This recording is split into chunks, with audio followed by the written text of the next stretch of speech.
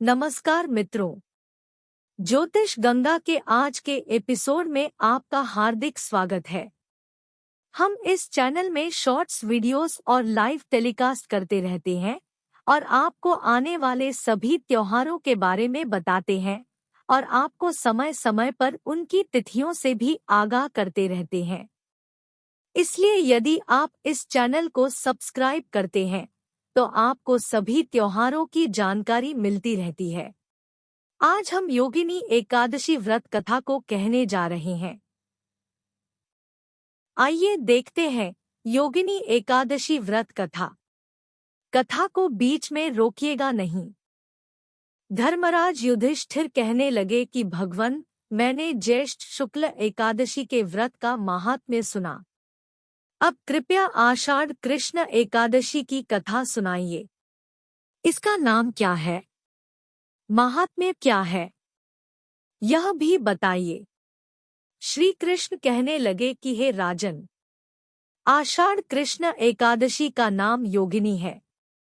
इसके व्रत से समस्त पाप नष्ट हो जाते हैं। यह इस लोक में भोग और परलोक में मुक्ति देने वाली है। यह तीनों लोकों में प्रसिद्ध है। मैं तुमसे पुराणों में वर्णन की हुई कथा कहता हूँ, ध्यानपूर्वक सुनो। स्वर्गधाम की अलकापुरी नामक नगरी में कुबेर नाम का एक राजा रहता था। वह शिव भक्त था और प्रतिदिन शिव की पूजा किया करता था। हेम नाम का एक माली पूजन के लिए उसके यहाँ फूल लाया करता था।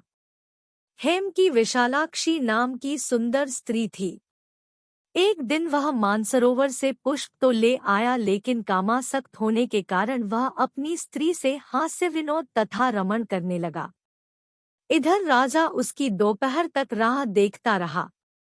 अंत में राजा कुबेर ने सेवकों को आज्ञा दी कि तुम लोग जाकर माली के न आने का कारण पता करो, क्योंकि वह अभी तक पुष्प लेकर नहीं आया। सेवकों ने कहा कि महाराज, वह पापी अतिकामी है, अपनी स्त्री के साथ हास्य विनोद और रमण कर रहा होगा। यह सुनकर कुबेर ने क्रोधित होकर उसे बुलाया। हेम माली राजा के भय से कांपता हुआ उपस्थित हुआ। राजा कुबेर ने क्रोध में आकर कहा, अरे पापी, नीच, कामी, तूने मेरे परम पूजनीय ईश्वरों के ईश्वर श्री शिवजी महाराज का अनादर किया है, इसलिए मैं तुझे शाप देता हूँ कि तू स्त्री का वियोग सहेगा और मृत्युलोक में जाकर कोढ़ी होगा। कुबेर के शाप से हेम माली का स्वर्ग से पतन हो गया और वह उसी क्षण पृथ्वी पर गिर गया। भूतल पर आते ही उसके शरीर में श्वेत कोढ़ हो गया। उसकी स्त्री भी उसी समय अंतर्ध्यान हो गई। मृत्युलोक में आकर माली ने महान दुख भोगे, भयानक जंगल में जाकर बिना अन्न और जल के भटकता रहा। रात्रि को निद्रा भी नहीं आती थी, परंतु शिवजी की पूजा के प्रभाव से उसको पिछले जन्म की स्मृति का ज्ञान अवश्य रहा। घूमते घूमते एक दिन वह मार्कंडेय ऋषि के आश्रम में पहुंच गया, जो ब्रह्मा से भी अधिक वृद्ध थे और जिनका आश्रम ब्रह्मा की सभा के समान लगता था। हेम माली वहां जाकर उनके पैरों में पड़ गया। उसे देखकर मार्कंडेय ऋषि बोले, तुमने ऐसा कौन सा पाप किया है जिसके प्रभाव से यह हालत हो गई। हेम माली ने सारा वृत्तांत कह सुनाया। यह सुनकर ऋषि बोले, निश्चित ही तूने मेरे सम्मुख सत्य वचन कहे हैं, इसलिए तेरे उद्धार के लिए मैं एक व्रत बताता हूँ।